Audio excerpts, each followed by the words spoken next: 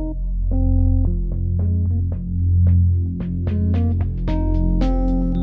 are we here for? What do you truly want? When change is not enough, what do you do? What are we here for? What do you truly want? When change is not enough, what do you do?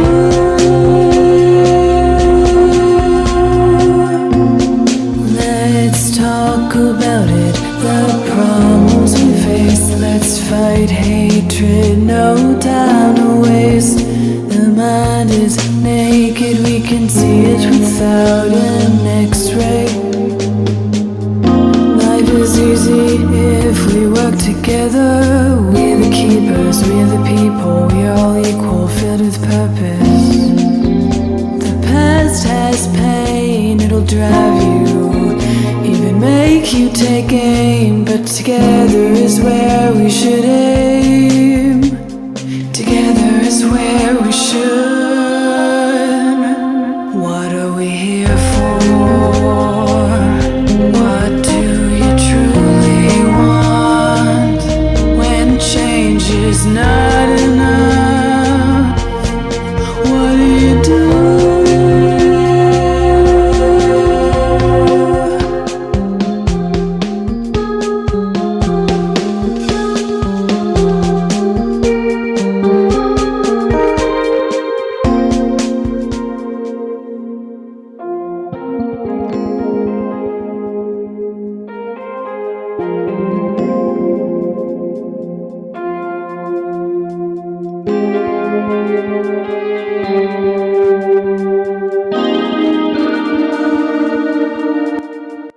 Welcome back to another edition of the Be Forever Cool podcast, Indirect 45.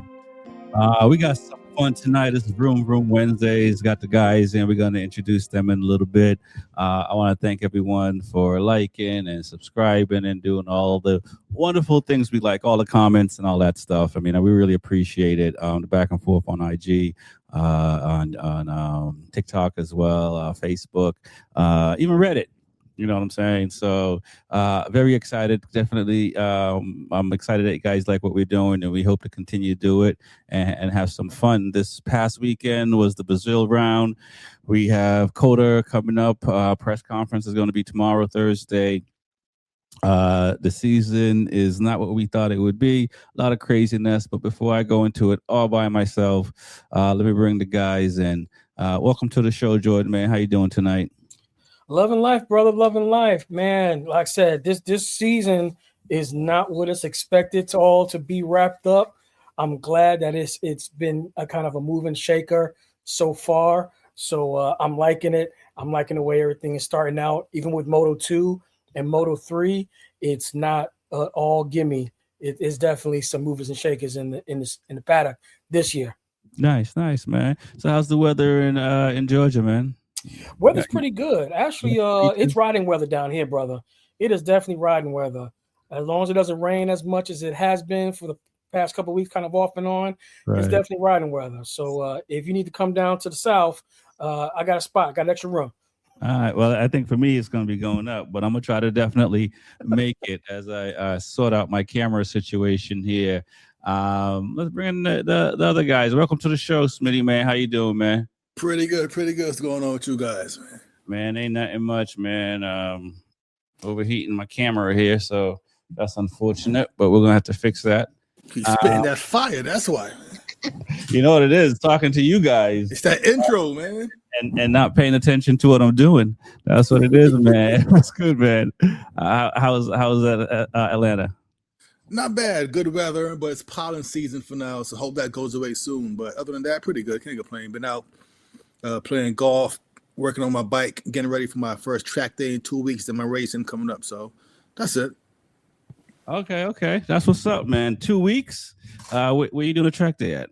This one's going to be at Barber, and I got some new wheels I want to test out. So when you say new wheels, what kind of wheels?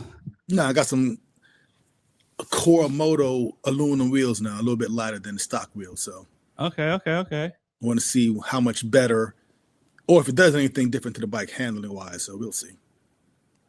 All right, that's what's up. That's what's up, man. I don't think I'm gonna be there for a couple of weeks. I know I'm gonna be up that way for Moto America. Right. Okay.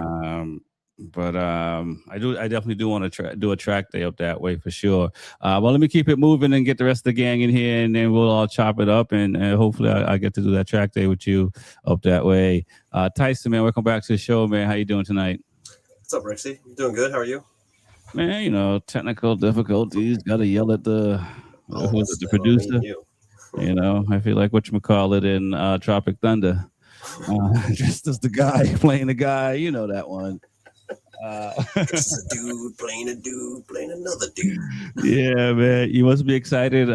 Next month is Neymar series, so I know you got to be, even though the weather may not show it, you got to be ready, man. Yeah, I mean the weather never shows it for round one, so that's going to probably be cold. But I'm looking forward to being there round one. Yeah, nice. That's what's up. I wish I was going to be up there for round one, but I think I'm gonna make it up there for the classic at the moment. That's the plan. So, and if I'm lucky enough, I'll trail up the R6 and maybe do the Formula 40s. Nice. For fun, man. So, but enough about what we're talking about as far as meeting up and track days and racing. Let's talk about Brazil, guys. We did the Monday show, talked about it. I know you guys watched it and saw what happened. We'll go around the horn and hear your take on what you thought about Brazil, our track conditions, and or just the ride itself. We start with Jordan, man. Tell us what you think. I was kind of surprised that, I'm not surprised of the race, but with the track conditions being kind of iffy the way it was, I thought the track times was going to be a little bit less than what they were. Okay. But, with those tires that everybody's running right about now, man, you can go pretty much full lean angle, give it all the gas, and you've got a lot of grip. So, I mean, they was knocking down teens when I was expecting them to be in the 20s. Gotcha. So they was on it from the jump, and I was pretty surprised about it. And then once Free Practice 2 came out, then everything started getting dry. The next thing you know, it was off to the races, quick, fast, in a hurry. And the top 10 was in the same second with 5 minutes left. Yeah. I was just like, man, this season is going to be a lot more fun than the current seasons they have been the past couple of years. And it was exciting. It was exciting to see qualifying. And then the race was, we'll talk about that. Yeah, no doubt, man. I was surprised at the times too, so we'll talk about that because I mean that was some pretty fast time. What are your thoughts, Smitty, man, on the weekend? Did you buy your ticket to Brazil? What happened? I wish, man. So track conditions, I mean, yeah, they were kind of bad, but sometimes it happens that way. But it wasn't like an unsafe kind of bad. It was just kind of rocks, kind of hitting people and riding, but which ain't that bad. However, Smitty. Listen. Track days, right? You've raced. You've had just the rubber of the bike ping your visor. Yeah, it stings a little bit, but they'll be fine. But this is like my point is somebody throwing like pellets at you, like rah, rah. Listen, every guy that was in second through 22nd got pellets at me. My thing is, you don't want to get hit, get in first place. I mean, look, man. Listen, man. I hear that. I mean, you're a former military guy, so you are used to that advanced training where you have to overcome certain things. But these guys, I mean, don't get me wrong, they ride hurt and they ride jacked up. Yeah. But like to ignore pebbles coming at you like that, man. That's a lot. That's concentration, bro. For 23 laps or whatever. Yeah. Cut down. I mean, but everybody had the same problem, so yeah, it was kind of unfair throughout. Right. So okay, all right, that's what's up. But my surprise initially was I was shocked, but it was a fluke. But I think it was Friday.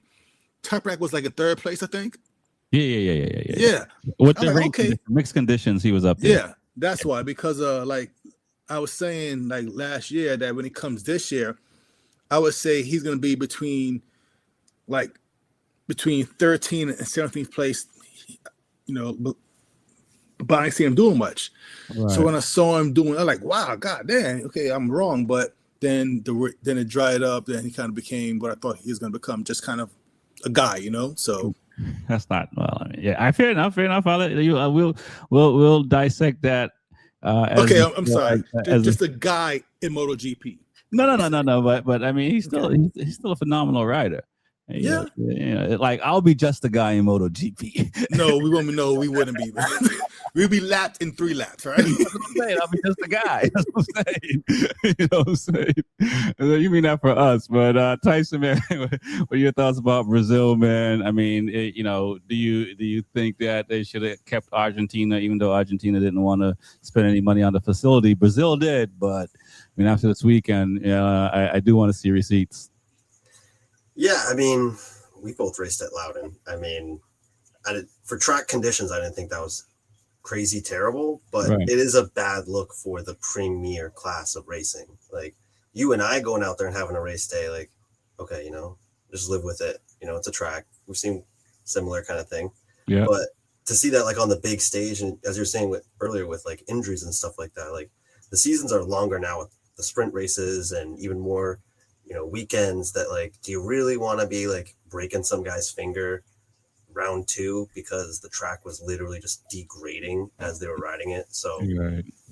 I'm kind of in between. I don't necessarily care. I think it's a bad look for the general sort of public and that kind of deal. But I didn't think it was that end of the world. But I did think the race was. I didn't manage to catch much of the other sessions. I was busy this weekend, but I did catch the race, and I'm really excited for the championship as a whole and the rest of the season. But that race in general, I thought was kind of boring to a degree. Really? Like, okay. Yeah.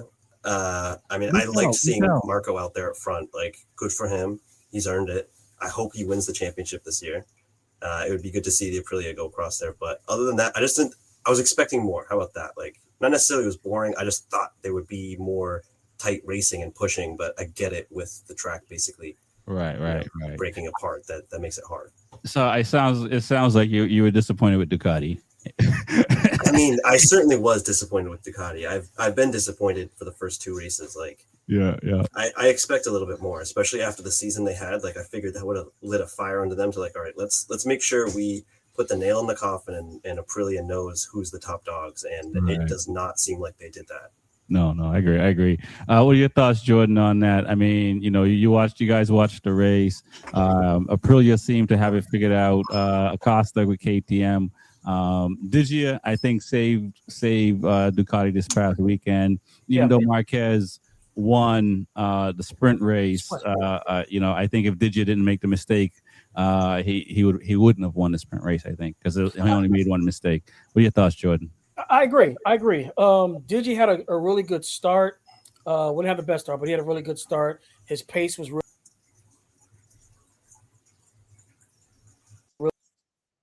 in time, so I was really expecting him to kind of almost pull away.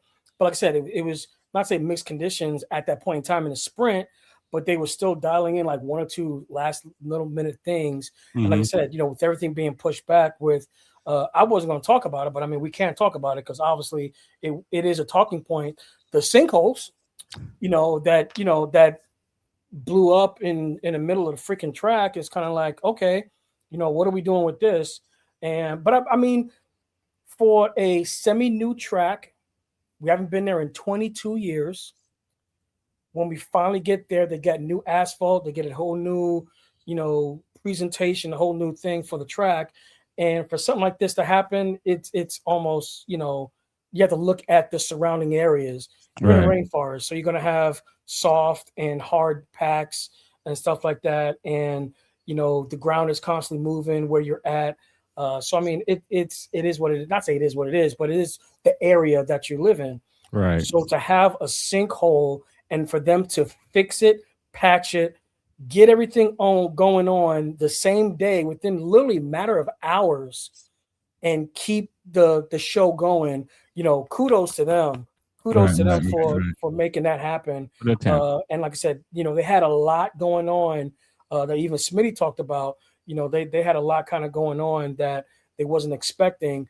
But they I think they did a really good job, and the racing wasn't that bad. They just locked off, was it 6-7 laps? But it was still good, hard racing from Moto3 all the way to MotoGP. And like I said, for me, it was exciting because I was looking at everything. I was looking at everybody. I wish I had my notes because I just got in from running around. But man, it was some good, tight racing almost all around. Nobody was walking away besides one person, which Right. you know, we'll talk about. But yeah, you know, Yeah, Bezzecchi- it does sound like you're saying so. Don't give a Ducati a hard time because the surface may have they played made mistakes. in They their keep on. I don't know if they keep on overextending themselves with. I don't know if the bike. I wouldn't say the track conditions, but they keep on overextending themselves to where they're trying to do too much instead of settling in. You know, Mark is going to be Mark, and you know, and God bless everybody else on Ducatis, everybody else on freaking Ducatis. You know, they doing good, but they're trying to like catch what Aprilia has finally starting to put down. And you know, God bless Honda, Smitty. Don't worry, next year, them 800s, man, I'm telling you. But, I mean, right about now, Aprilia has put it down. They've been talking about it for years. Once they was able to get a rider to master it like Stoner mastered Honda, now you got to catch them. Okay, all right. I would have said Stoner mastered Ducati, but you know, a lot of people mastered that Honda, man. A long list of champions on Honda. But I remember that Valentino said once Stoner got on the Honda, he didn't say the Ducati, but on the Honda, he was going to win 5 more. He left. He left early. He could have stayed on it. He left early, but he could have won 5 on Honda. Yeah. I mean, Marquez took a spot, I think. What are your thoughts on Ducati, Smitty? I know you're a Honda guy, like Jordan just says. I mean, are you buying what Jordan is saying that the track made the Ducatis ride a little bit more safer, turn down the temperature a little bit, or they all had the same condition? So come on, that kind of sounds like Ducati bias, you know. It's like somehow Ducati's the only bike that the track affected, you know. Like all the other guys got 2-wheel drive or something, you know. Come on, man. They got front-wheel drive motorcycles now, except for Ducati, right? Hey man, let's see, you can put a little electronic motor on the front wheel, man. You never know. Something, man. And Ducati's the only guy that the track somehow affected. Stop it, man. Come on. Cool. Cut the shit, man. So you're thinking that they're slipping. I mean, it's only the second round. I won't say slipping because they're still, you know, freaking Mark and Digi ran a great race, you know, during the sprint. Well, I mean, the sprint is iffy because they don't really count the sprint. Like you hear the riders talk, and the sprint is just kind of like qualifying the times. I'm like, dude, it's a race you won, but it's like it's the race that they care more to win than the sprint. But I mean, it's still a good bike, but it's not. I mean, but they somehow just kept getting better and better and better and better, and it's showing like the past, like even last year, towards the end of last year, it's like, yo, this bike is no joke, you know, and they kind of surpassed Ducati. So, but Ducati's still a great number 2 bike now, but it's not, you know, what it was when Pecco was winning and all the other guys were winning before. So, yeah, I mean, listen, we had a good run. I was balling about it last year, even though we won the championship, and you know, like I sounded like Danny Pedrosa when he was saying, you know, I need more grip, and everybody else was like, Mark is winning, everything is fine. And so, you know, so you know, I feel bad for Ducati. I mean, I was going to say, you know, Bez and Martina 1 and 2 in the championship, Di Antonio and Marquez 3 and 4. Tyson, what are your thoughts on Ducati, where they're at right now? Too soon to tell. Gravel, too much gravel, or you know, it's like the Patriots or the Bulls. It's just you know, a changing of the guards. I mean, it's certainly a changing of the guards. I think it's the beginning of that. I mean, we see this all the time in, you know, racing. Like, when does a team slowly start dropping off and the team picks up, and that original team was like, actually, no, I'm going to keep going with this. Like, you know, one team goes up and then they go down as the other team goes up. So My guess is probably the beginning of the changing of the guards, but Right. for me, it just seems like 2025 Ducati, but Mark's hurt. Right. Like, he definitely seemed a little hesitant, tentative in the first race of the year, and I saw a little bit more of that in this race as well. I Right. don't think the conditions helped. I think he figured, like, I'm already kind of hurt and it's pretty nasty out here, so like let's just bring this thing home in a good spot. But I mean, none of the other Ducatis were, doing crazy. I mean, Digit is a good rider and he did get third, but like, where's Pecco, Mark, or Alex? All these other guys are not really blowing anybody else out of the water. So Yeah, I mean that's the unfortunate side. I mean, like I said, I've been yelling about this for a little bit. Do you guys think that Ducati can turn this around? I mean, we saw at least it was. I mean, again, we'll see what Digia is not Alex Marquez of last year, so we need more data to sit here and say, he can do what the Marquez brothers did last year. Like him and Mark could do that. It's tough to say what Pecco is going to do because testing was really well. It seems like there's just the bike is what it is, and I can't say it's the rider at this point. But do you guys think that they can figure it out before the summer break? Well, it depends on what you mean. Figure things out. You mean become the best bike on the grid? I would say no. Yeah, man, the dominance that they had from It's gone. Listen, just like F1, right? Like what I'm saying, all the trophies, man. It's gone. Listen, everybody has their run. Honda had their run, on with the early Rossi years. Yamaha had their run. Ducati had their run. Now it's Aprilia's turn. It's that simple. It's like F1. Mercedes had it during the Hamilton era. Red Bull had it with Max Verstappen. Last year was Lando Norris and McLaren. And right now it seems like the Mercedes got it back. Ferrari, everything just comes. Ferraris, man. The Ferrari's looking good, man. Come on. Yeah, them too. But and GP, same thing. Every guy has their run except KTM. They ain't had their run yet, so they're broke. All right. So you're saying they can't steal this season. They can't steal the championship this year. You're ready to say that they're not going. You think if Aprilia stays healthy, they're 1 and 2, and if all the riders stay healthy, I would say yes. Healthy. Yeah, because I mean, you would think that Ducati gets better, but guess what? They all get better, so it kind of stays the same. Aprilia gets better throughout the year, so does Ducati, so does Honda. But if they're still the best bike right now and they all get better, it stays where it is. The pecking order. All right. Jordan, and that happens every year. So you're saying Aprilia all the way, Jordan, and that they're gonna take it. That's where you're going. I'm more or less. Let's talk about what they did in the race, right? I mean, Martin looked good from the first round, and they did 3 and 4 in the sprint and 1 and 2 in the main race. I mean, that's pretty impressive. Yeah, and I believe that not to say that Ducati's going to make a comeback. I agree a little bit with Smitty said. It's like if Aprilia keeps on going up, then Ducati figures out some things, and Aprilia keeps on figuring things out. And then, like I said, the pecking order may stay the same, but like I said, it's really any given Sunday. Right. We talked about the sprints, sprints actually still do count as points. Yes. Even though, yes, it's not Sunday points, but they still count as points. So even if you don't have a good Sunday, who knows? Your Saturday may save your championship. So not to say it's completely outputted or you can't really or not really going to put it off, but definitely everyone's looking for Sunday because that's where a lot of everything counts.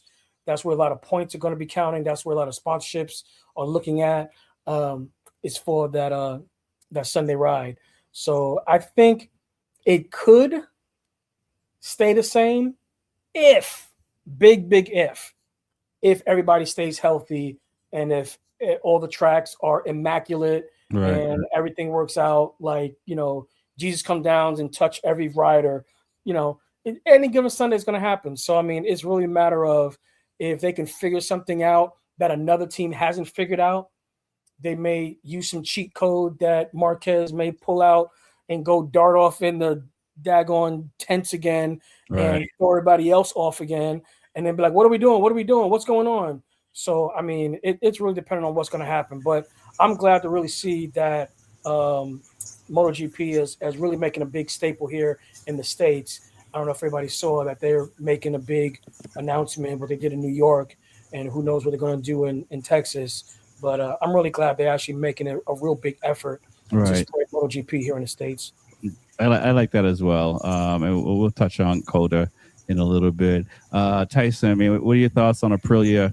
I mean, you had Bez, Martin, and Agura all doing well on those bikes. I mean, were you surprised in before the qualifying where Bez, it looked like he was struggling, it looked like he wasn't going to have the weekend he had? Was you surprised that they were able to turn around that? Because normally when the weekend starts out bad, they don't really pull it off to where, you know, you're second on the grid and you're winning the race from start.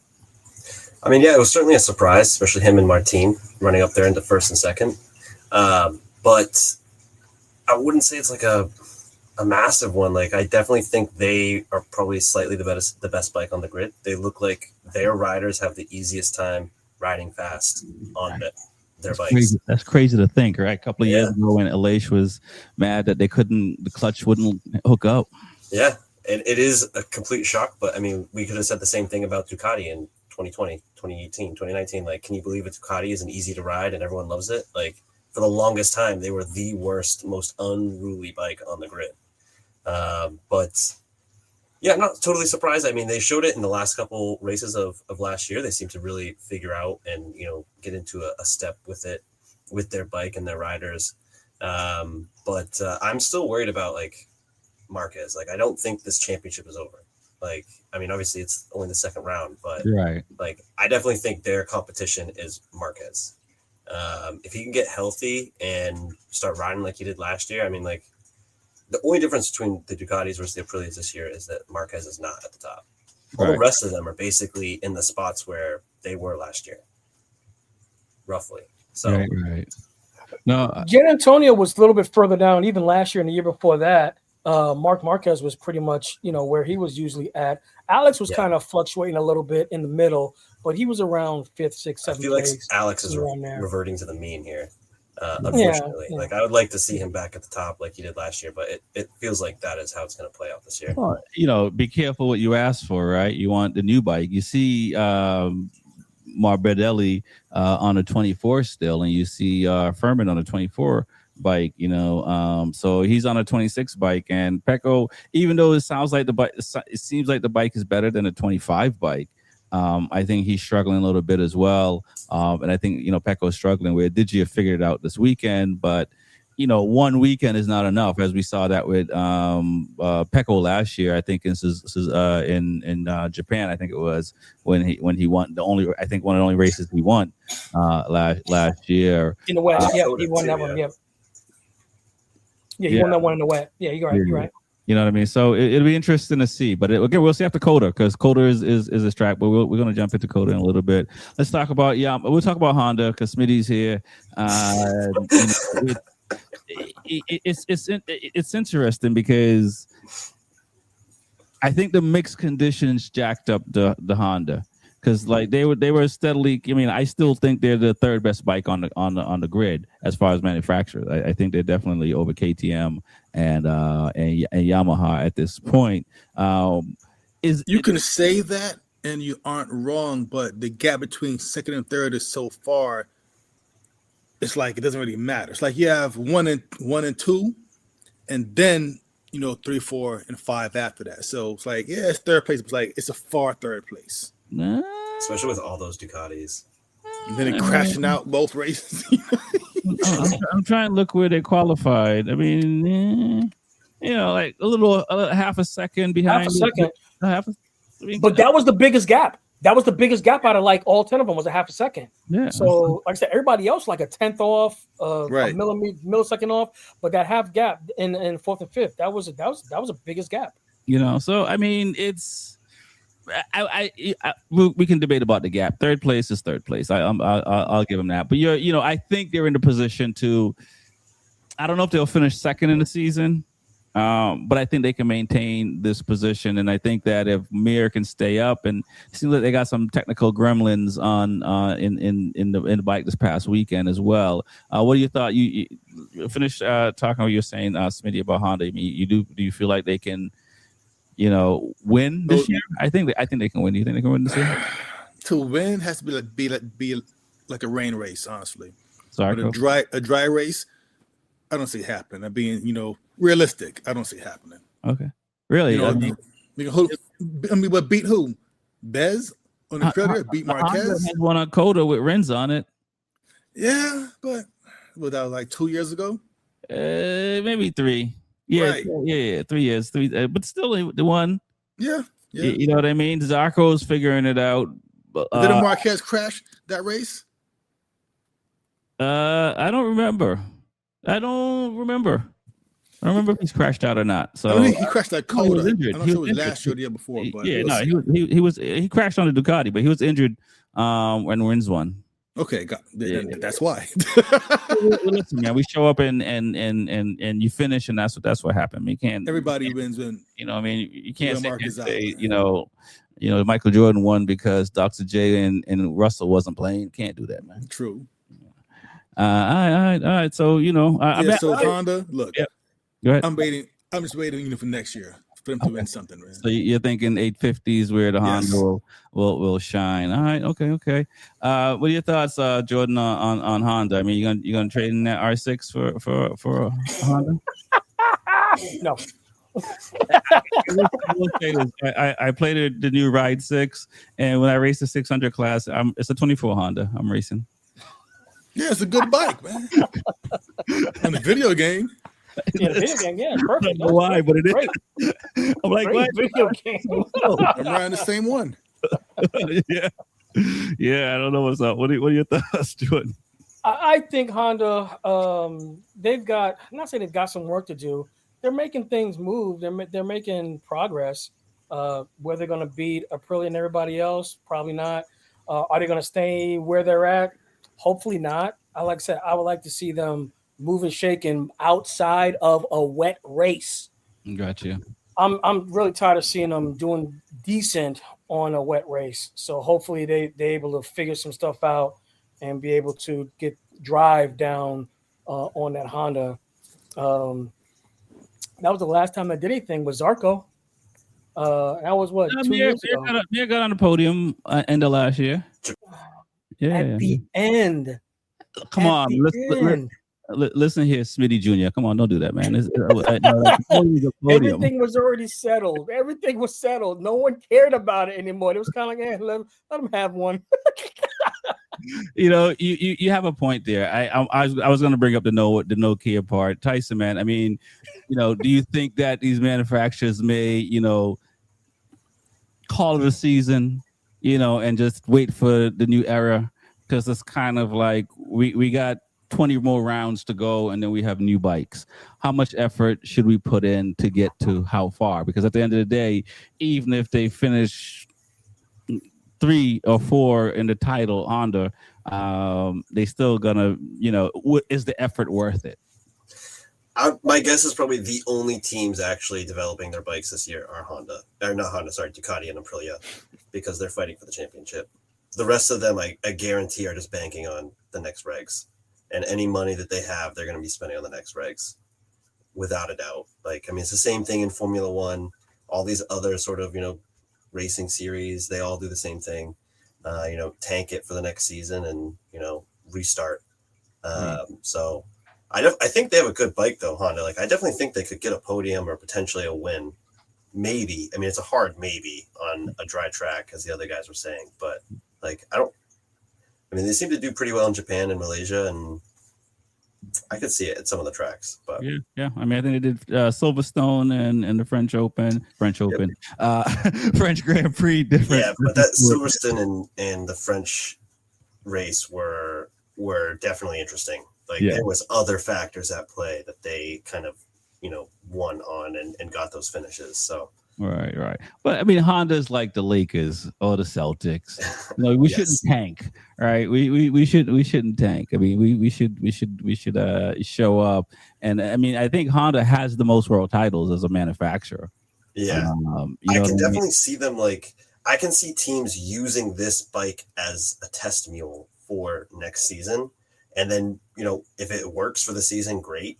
I'm sure Honda will work on this bike of a little bit throughout the season, but I guarantee the lion's share of whatever resources they have and budget is going into next year.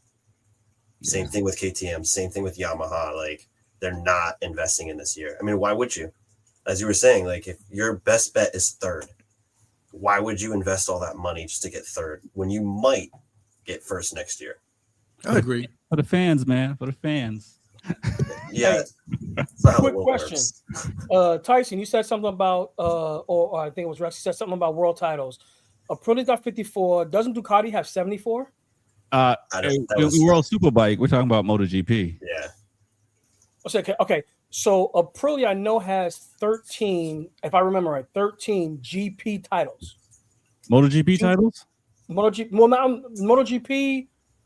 So I know they got the 250. 500cc. They got 500cc, right? I'm saying the 500 and 250s. They've got like 7. Yeah, they might have the 250, but not the 500. They got the Millie. I know they got the Millie and something else. I thought they had like 3 at least with those. Listen, man. See the 2 fingers, hit that keyboard, do that search, and give it them numbers. I'm on it. So we can get it right. But I don't. From looking at when we did the old series over the break, I don't think they got the 5. I think they got. I definitely 500cc and MotoGP. They have 0. Yeah. Okay. Honda's the most with 21. Then MV Agusta with 18, and Yamaha with 18. Yeah. Tyson with his cherry buttons. Yes. No, they're actually MX Browns. Oh yeah, okay. Okay. I was close. Nice. All right, let's talk about Yamaha, because and I posed this on the last show last week, because I was like, is it possible for Quartararo to get on the pole? And there was some doubt, but when I saw him, I don't know if he got on pole for a second, but I was just like, he might do it. I mean, but let's talk about Honda, the efforts he's putting in, even though he's not happy, because I mean, he's putting in effort for a guy who wants out. He started off really good. Honda, right? You said Honda. I'm sorry, my bad. He said Honda, but I know he went Yamaha. I mean, look, he during the race, I think he made it to like 3rd place. Then each lap he dropped down 1 position. On the sprint, yeah. Next lap, yeah. And I don't know why, but the bike, it's something that I never understood. How does a bike lose pace during the race?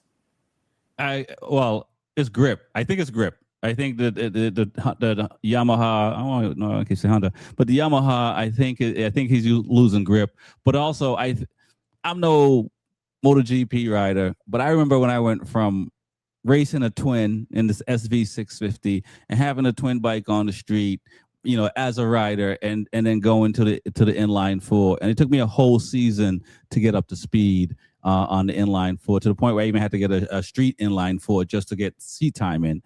You mean having enough grip? I just wasn't comfortable, letting that bike scream at 15,000 RPMs. I didn't know what that was like. Felt like I was doing it, so I had to get used to that. So is it part like he has to just get used to the V4? But it's the same thing last year and the year before. Differently though, you know what I'm saying? Because he's gonna have more mid, and it seems like Rins is using the power better than Quartararo, even though Quartararo got a better grip position. But what are your thoughts on Yamaha overall, man?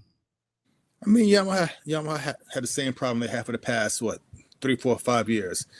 They're down on power. It's that simple. Okay. On the straight, some guys just blow by him every time, and he'll catch him maybe in turn 1, turn 2, and dance a little bit. Then they get yarded every time. So it seems like, I'm saying, there wasn't that blow by this time. I mean, what I'm saying? I mean, maybe Quartararo is breaking late as ever, but it wasn't like it wasn't in prior years. I mean, you know what I'm saying? Mark wasn't like pulling away from Quartararo on the straight. No, but he fell back one spot every lap, it seemed like. You know, listen, yeah, but that could be something else. But okay, fair enough. But what are your thoughts, Jordan, on Yamaha and why Quartararo could fall back? 'Cause sometimes it could just be mental, man. Maybe he's over the bike and it's just like, why continue? It's just I'm just gonna get more frustrated. I think it's a combination of what both you guys said. It was definitely grip, because I can see him actually losing grip when he was actually leaning in. I think it was turn 3 to where on the right side. It's like I could see a little bit of chatter. It wasn't a lot, but I see a little bit of chatter as he was entering in. So obviously he was losing grip and he was coming wide in a lot of turns. I think it was 3, 7. I can't remember. I think it was 9 also, 9 or 11. He was just getting a little bit of chatter, was coming in wide. But like you said, also, I think he hasn't really come to grips completely, like you said, with that V4. It does take some time to understand the power that you have now underneath you. And he never really had like a full season of testing. He only had a couple rounds of testing.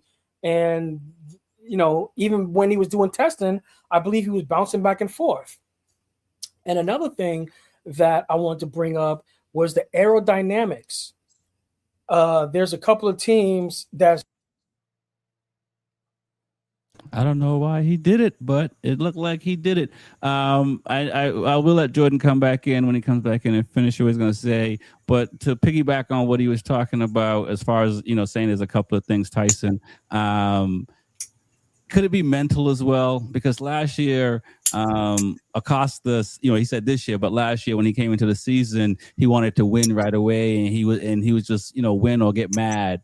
Does Quartararo need to, you know, take some, you know, meditation, something, just to come in with a clean slate instead of, you know, the past couple of years? I mean, it could help him for sure. It's not going to hurt, but I just think that Yamaha is just terrible. Like, where'd he end up? Did he crash out? No, I'm looking at qualifying here.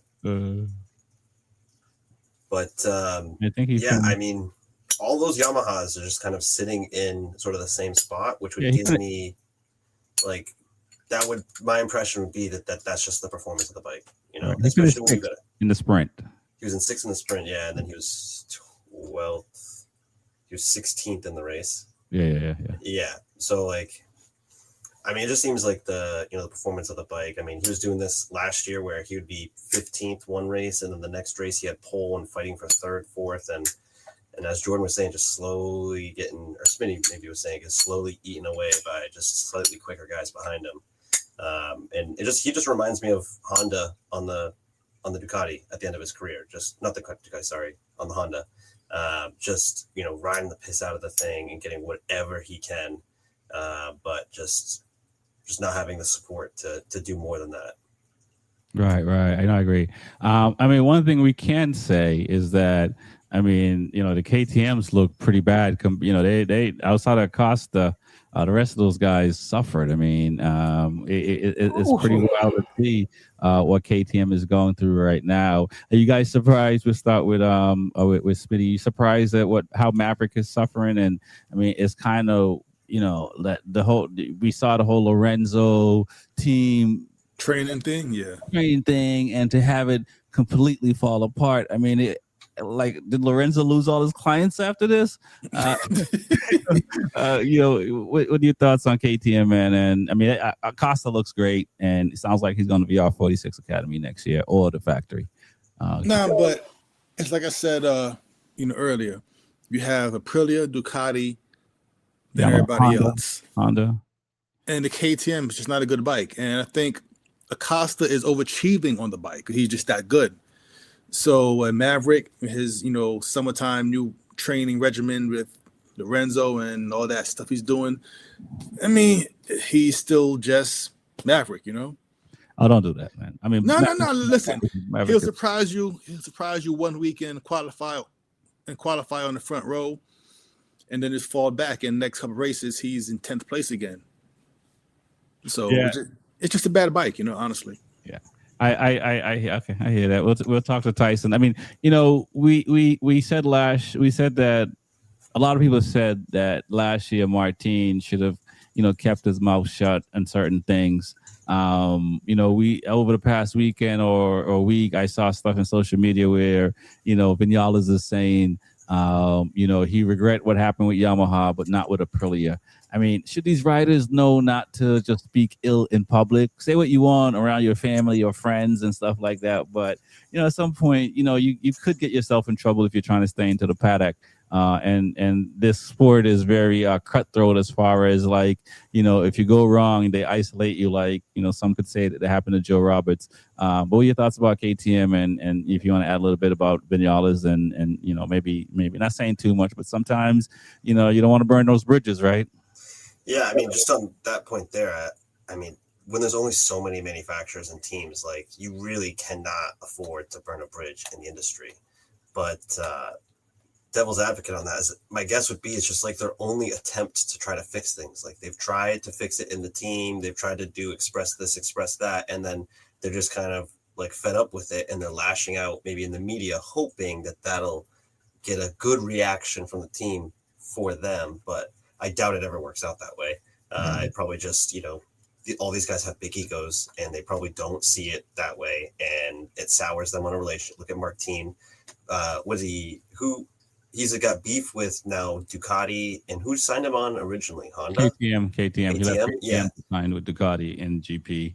And didn't KTM say they would never hire him ever again after, like, what he pulled going in? I think so. I think so. I think, you know, and now with Ducati as well. I mean, I don't know if Ducati will take him back, but Ducati was already like, we're out anyway. I mean, I think Ducati put Martin in a bad position because he earned the right to get a factory seat. He earned the right to at least get a. He should have got the 2-year factory seat deal. And Ducati still would have won a championship. You know, that's we know the bike was really good, so we didn't need Marquez on the bike. It was one time you didn't need the best rider on the bike to win.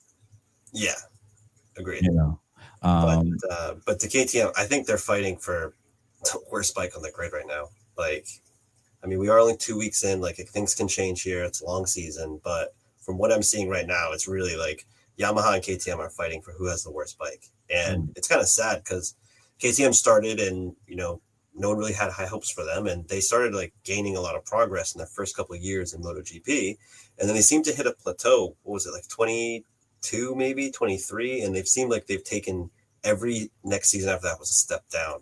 And I really think probably their financial situation with the parent company is probably a big reason for that. My guess, my guess is they had problems.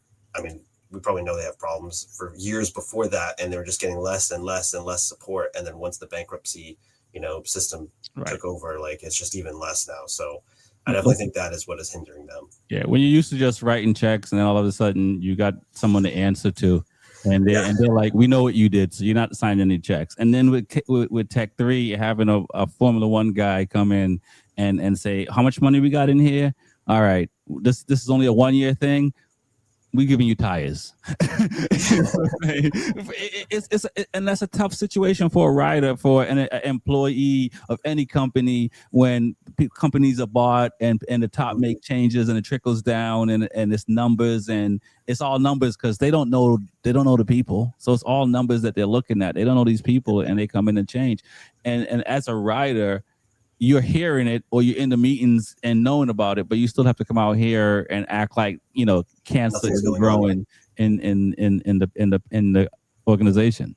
Yeah, I'm sure it's very frustrating, and I'm sure from their perspective too. Like, you know, some of these guys, they're watching it happen, and they're watching their team become less and less desirable to, you know, sponsors, other riders, and it's just a snowball of like just keep getting worse and worse and worse because you're doing worse, and you're now going to be worse, and keep doing that, and it's gonna keep going unless someone really.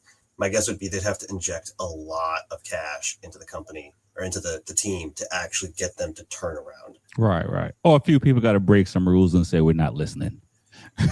Well, I mean.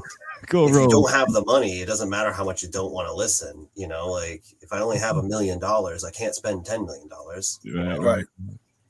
No, So- no doubt. You know, we can allocate something. We can, eat cornflakes instead of whatever they have for breakfast. Filet mignon.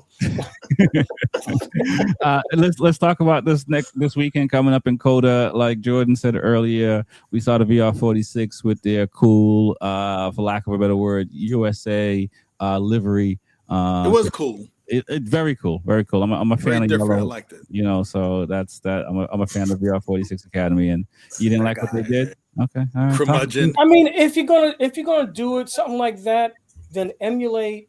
Like they did with the Brazil. They did the Brazilian colors, the green, the yellow. They incorporated that stuff, and it what it was for. The livery they did with VR46 was just kind of like a hodgepodge. It was just, I saw one area of the tank that had American flag on it, but everything else is like, point out to me where it says America, USA, have like the Alamo, or not say Eiffel Tower, but Lady Liberty or something that emulates USA, not just the Stars and Stripes, everyone knows that, but emulate the gist of it, not just a hodgepodge of colors. And I didn't like it. Okay. Sorry. All right. What are your thoughts, Smitty? Well, my thoughts in general on this weekend is, okay, so I'm torn. Two things I want to see happen. Like, I enjoy seeing history being made, right? And Bez so far has led the most laps consecutive in combined races. I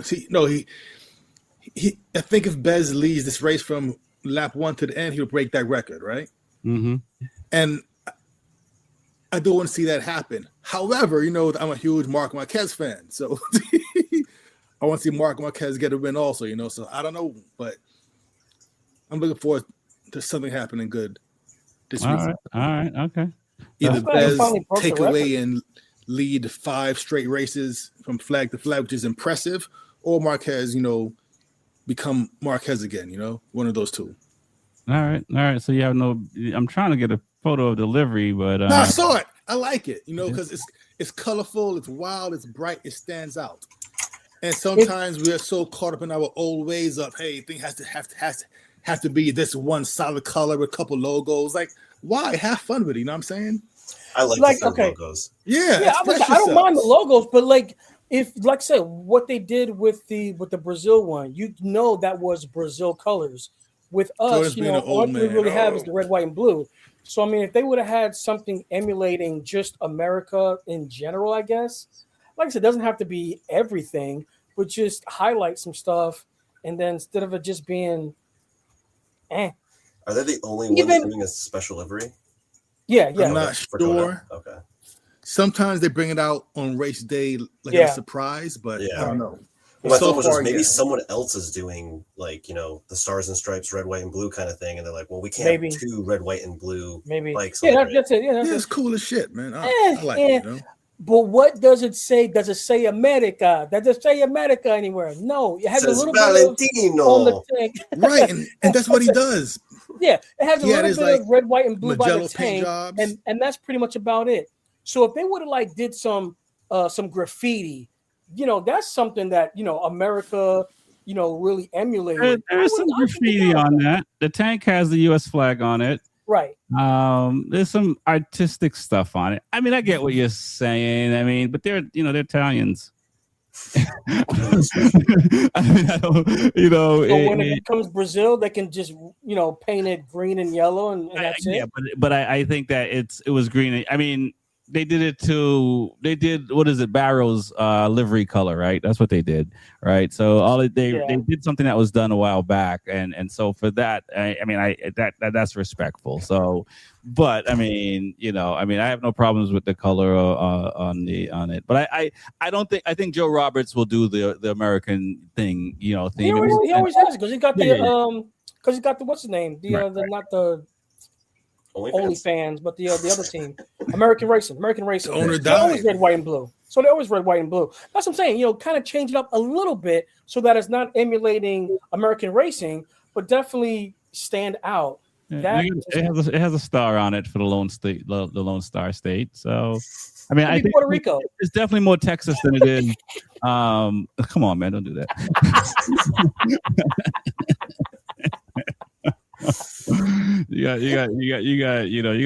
Hey, we'll leave it for a different show.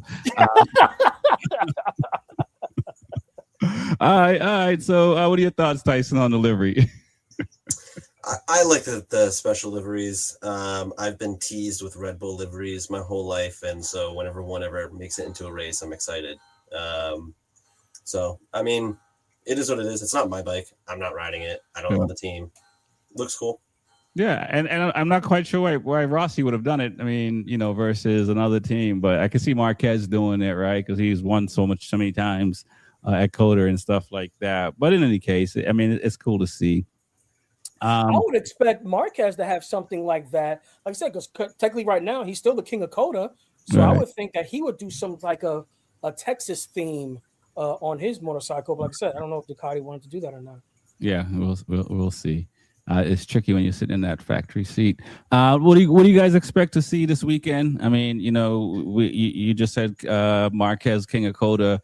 Do you think that it's going to be Marquez figuring it out? Do you think that the Aprilia will continue to just stretch out the field, but continue to do what they're doing?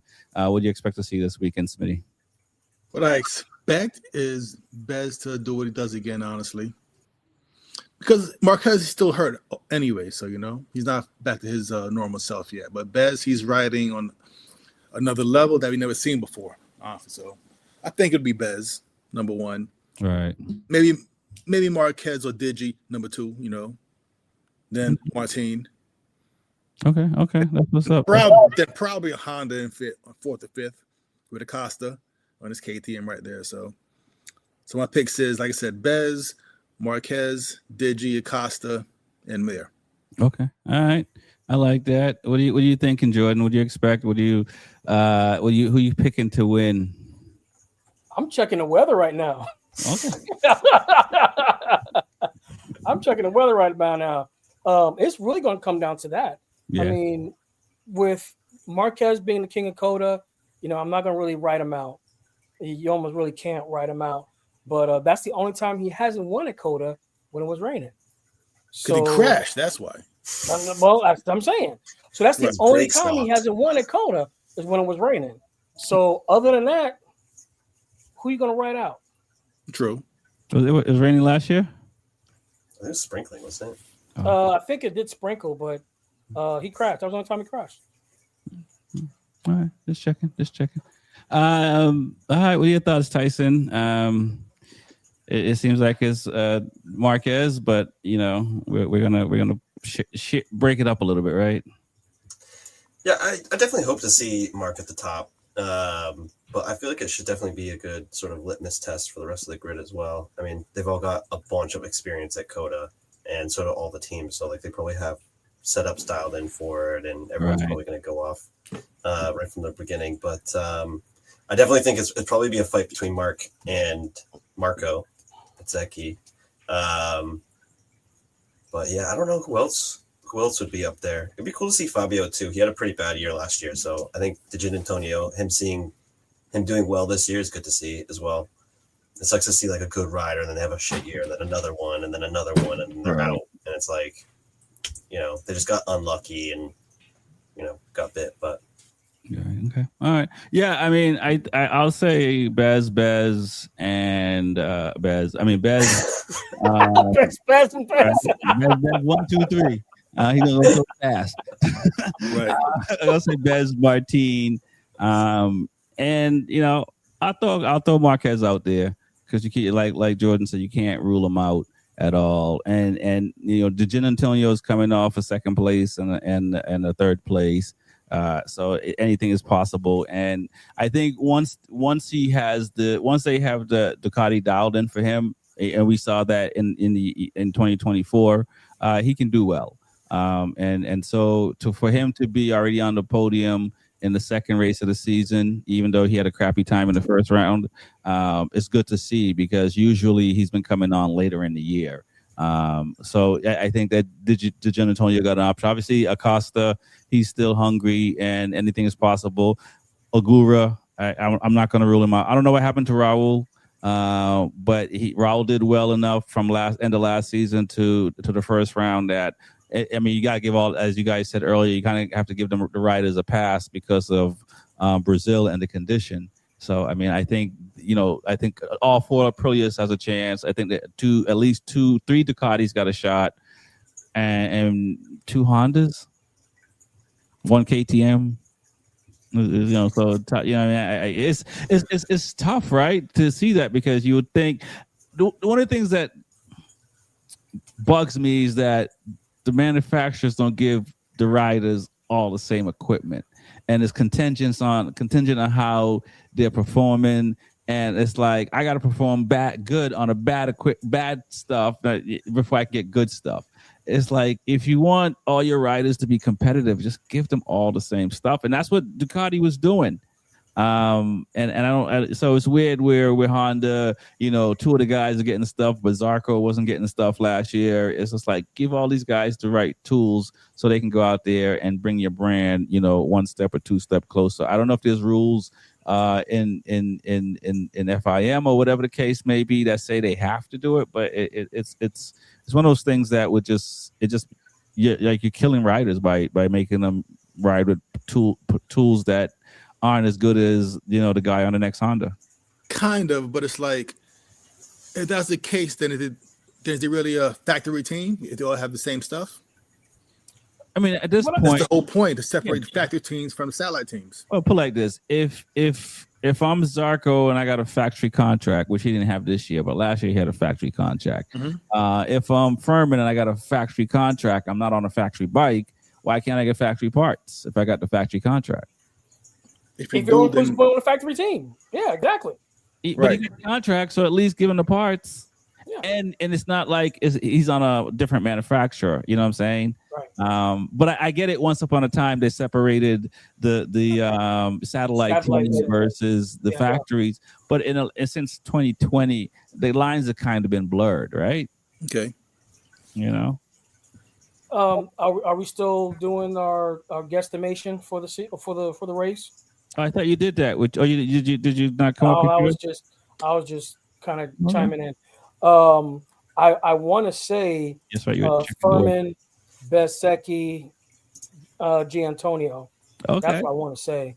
I'm thinking Furman's going to have something. He's been really surprising me for the past. Fermin. He's been really surprising me within the past couple of races. So I think he could pull it off. And another reason why I say that, Fermin has really been he's really been showing me that he can point and shoot. Yeah. And if he can do that, that's what a lot of Coda and a couple other racetracks are really at. Even Japan is really point and shoot. And he's really been showing he can do that. Cut you off, but he was coming on strong last year at Coda too and crashed out, right? I think he did. But it was like later at the end of the race. I think it's like 3 laps left. Yeah. So I mean, if he can just keep his pace, and like I said, he was doing really good. So like I said, I'm putting up Fermin, Bez, and Gianantonio, with Mark being I always got to put my 4. You know that. I don't want to hear nobody say nothing. You say 4, we pick 3. That's how it is. and we dropped a high score. So. Shout out to the Poetry Slam. Drop the high and the low. Keep the 3 in the middle. Okay, that's my count. All right, that's what's up. That's not bad at all. Let's talk about World Superbike before we get out of here, guys. Second round. I mean, I guess I just had a race, and I'm not racing again with this club until June, so that's some months off. Don't like it. Australian round was over a month ago for World Superbike, and now they're going to Portugal this weekend as well. Also, I have MotoGP and World Superbike on the same weekend. Now I just got to watch more racing. Stuff things. But what do you expect to see? Is it going to be a Bulaga show? You think Ika Luca Ono might figure it out on the Ducati? The BMW guys, Oliveira and Petrucci. Jonathan Ray's coming back to fill in on the Honda. On the Honda. Yeah. What are your thoughts, Smitty, man? Which Johnny Ray, man. Come you're on. looking forward to the World Superbike race, sounds like. Johnny Ray on the Honda, yes. All right. Listen, for the past 10 years, I've been waiting to see this shit, all right? He's washed up. Okay. Done. All right, man. So what? He started on the Honda, didn't he? Yeah, years Started ago. up on Then he Honda, left like 10 years Yeah. ago. Yeah. Well, you know, No, it was over Hey. 10 years ago. been Over around 10 years the world ago. back again. Yeah. Over 10 years ago. Yo, he's back where he belongs. It ain't the same Honda. It ain't the same Johnny Ray. Hey, he'll be on the podium, man. He's on the back podium on his crutches. Is this safe to say the World Superbike Honda is a better bike than the Yamaha World Superbike? Yes. They're still throwing parts at it. Hopefully everybody knows that. They're still throwing parts at that thing. Which thing? So that monster has not fully grown yet. Which one? The Honda or the Yamaha? The Honda. They're still throwing parts of that puppy. So that bike is still being very much developed. So Yamaha, not to say that they're done, they're trying to get aerodynamics and all that happy fun stuff sorted out, but it's not pushing any more power bike to bike. Right. But Honda, that still is going to be pushing forward with a lot of development and hopefully with with good riders. I'm not going to say better riders, but with good riders. So that thing's going to be definitely pushing forward. So Honda is definitely going to surpass Yamaha. Is it time for Honda and Yamaha to have V4s in the World Superbike? I don't know. V4 supremacy. Let's go. Yeah. I don't know if everybody heard about it, but 10K just developed, and I don't know if they're putting in mass production or not, but they just developed the cross-plane crank for the R6. Okay.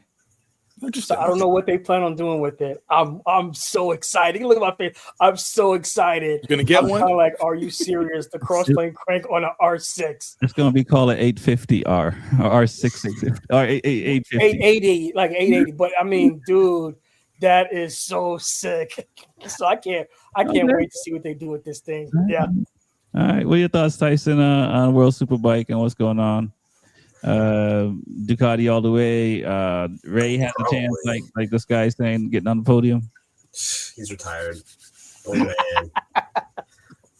It's probably going to be Bulliga. I mean, that's what it.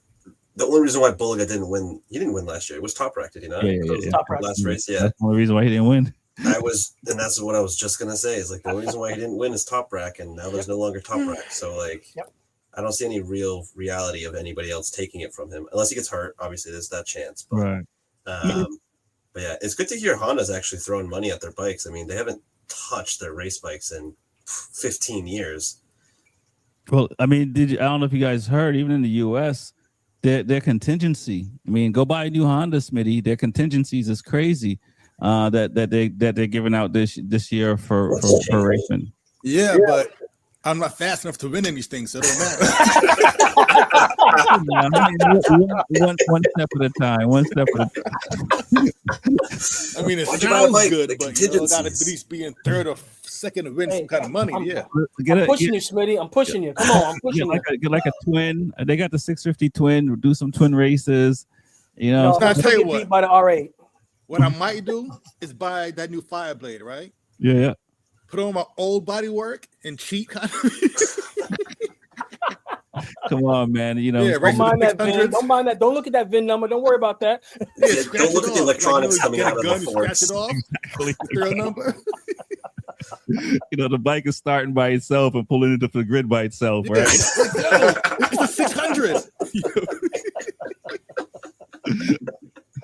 Yeah, I mean, but there's I don't know all the classes, but that was cool because like when I got my 22 KTM, I got some contingency money from KTM when they were giving it out. But I mean, you're right. If you're not winning, it's hard to justify keep having a new bike, and it's unfortunate that you have to have a new bike to get contingency because it would help you. I mean, it's kind of like saying you put the money out there, but most of the riders are not going to sign up to get the money because so it's like give it to other guys that got a 2-year-old bike. I mean, I know with KTM they did for like 2 years, so it wasn't like a 1-year deal. But give like a 3-year deal or something like that makes it worth it, because then some guys or women may say, all right, I'll keep this bike for 3 years. Yeah, we'll see. So Rex, let me ask you a question. The contingency money you got for your KTM, how much contingency money did you get? Can you disclose that? No. Hey, I'll say this: what was it? It was 500 for first place, 400 for second place, and 300 for 350 for 300 for third place for each round. Each class.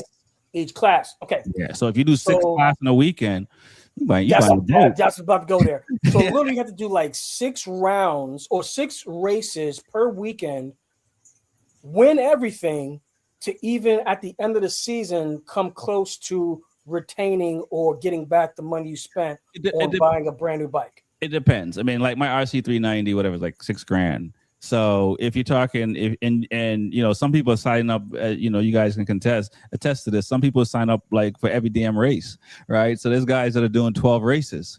So if you're doing 12 races and if you're doing 10 races and you finish third place in every race, I mean, what's that? 10 times 3 is that $3,000? That's 3,000. Right. So that's 3,000 a weekend. Yeah. So, that's something good. So I just want to find out, because if it's something like that, then they should be able to extend that. But like I said, certain people who get. And if you're hungry, it's different clubs, right? Because this is what these are one of the things that Mesa was doing. I don't know if he's still doing that, but you're zigzagging, cherry picking clubs. And if they got enough riders in there to pay out, you race. If they don't, you go to sleep. That's what Lloyd was doing. He was doing that. Mesa was doing that, but he was only really racing in CCS and ASRA. But Lloyd was doing CCS, Wera, and ASRA, as well as anything else that he could pretty much grab his endurance, his card with. So he didn't do Pan Am. That's one thing he didn't do, Pan Am. I think if you're a fast person, then it's worth it, because at least if you can get on the podium, at least you'll break even. You know what I'm saying? At least, I mean, and if you're motivated enough and wanting to sell merch and do other things, you never know. But it's better than paying all the money and just driving back with the experience. With a trophy, and that's it. Yeah. Exactly. Trophy, and that's gonna be. If that, you know what I'm saying? A little sheet metal plaque, right? Yeah. Go ahead, Tyson. There's $20,000 SuperBikes that people are buying. Like, you are not making a dent in that bill. No. With contingencies. No, small bike for sure. I think the bigger bikes, not worth it. Is it is what it is. But at least it is there. I mean, I think if you can get away with, again, it's a lot of, you have to be healthy. Your truck got to be healthy. All the things got to go right. But if you want to race and you can at least break even, or it only costs you $500 to go racing, that's still not bad. Because heck, we're gas now. I'm sitting here like, how far do I want to drive? Right. Go racing, because it's like I don't want to have a bigger gas bill than a race bill. So correct. Yeah, I agree. Yeah. But I want to jump in real quick and say Bulliga show. That's the rest of the season. It's gonna be Bulliga show. So whoever's gonna get second and third, besides, God bless Johnny. I don't think he's gonna do too much this weekend. Hater. Hey. I know, I'm messing with you. Bulliga's walking away with it. I think he's walking away with the championship. Easy, done, said. Wrap it up. Send it to his house. Second and third is really going to be a battle. I'm hoping that Bautista can at least challenge. I'm hoping he can, if he doesn't do anything crazy like he's normally doing. And then third place, I'm really trying to say Luca Ona. Okay. I think he's going to battle it up there, because if he gets a good drive and somebody rubs him the wrong way, I've seen him just kind of like, oh really? Yeah. And then he's checking out. So I agree. That's my three. I mean, it's not a lot of rounds compared to MotoGP, but I think halfway through the season we should see Ika Luca Ono doing really well. He's a former MotoGP rider. He was nice in Moto 2. He was nice on the Honda. He was nice on the Honda. I think Honda should have kept him. I don't know why. Maybe they wanted to leave, but I think Honda should have kept those two guys because they were. I mean, you know, Samcat and Jake Dixon is going to have to be better, right? Than these two guys last year. And I don't know, God bless Jake Dixon and Samcat, but I don't know if they're better riders than Ico Corona and Xavi. So it'll be interesting to see what this weekend looks like. I think we lost Jordan. I think that's about it, guys. Anything that I missed that you guys want to talk about before we get out of here? I'm good. Most of it. Oh, okay, that's what's up, man. I Sorry, guys. appreciate. No, it's all good, man. We about to wrap, so you came back at the right time. So I do want to thank all you guys for coming on. I really appreciate it. My name is Rex45. It's the Be Forever Cool podcast. Shout out to Jordan Long Racing, podcaster, radio host, and racer and model. Shout out to Smitty, Smith Shot Racing. Shout out to Tyson, man. I really appreciate you guys coming on. Peace. Later.